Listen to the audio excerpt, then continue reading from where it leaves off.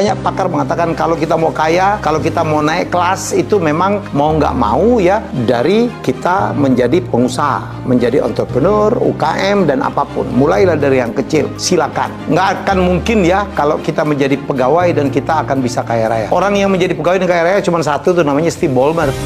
Steve Ballmer tuh ya, Steve Ballmer itu adalah sahabatnya Bill Gates yang sesama pendiri dari perusahaan Microsoft. Nah tapi Steve Ballmer itu pinter. Dia masuk menjadi pegawai dari perusahaan yang sedang akan berkembang. Jadi kalau Anda masuk dalam sebuah perusahaan yang established, paling mentok-mentok berapa sih CEO, tidak akan membuat Anda kaya raya luar biasa.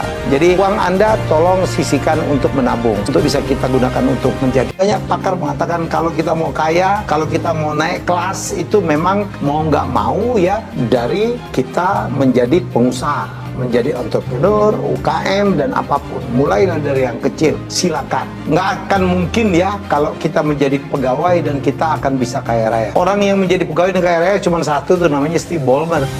Steve Ballmer tuh ya, Steve Ballmer itu adalah sahabatnya Bill Gates yang sesama pendiri dari perusahaan Microsoft. Nah tapi Steve Ballmer itu pinter. Dia masuk menjadi pegawai dari perusahaan yang sedang akan berkembang. Jadi kalau Anda masuk dalam sebuah perusahaan yang established, paling mentok-mentok berapa sih CEO, tidak akan membuat Anda kaya raya luar biasa. Jadi uang Anda tolong sisihkan untuk menabung, untuk bisa kita gunakan untuk menjadi berdagang. Karena rata-rata maaf, UMR kita tuh hanya habis buat makan sebulan.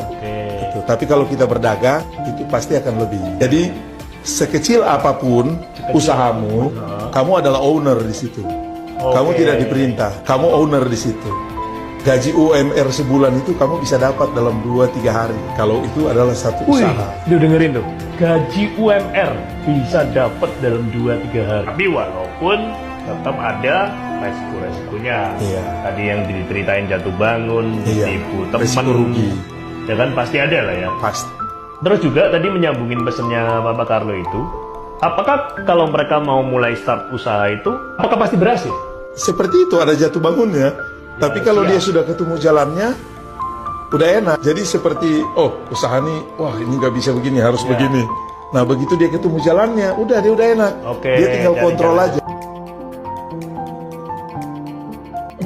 Biasanya orang yang mau usaha itu kan bikin bisnis plan kan. Kita tidak punya bisnis plan.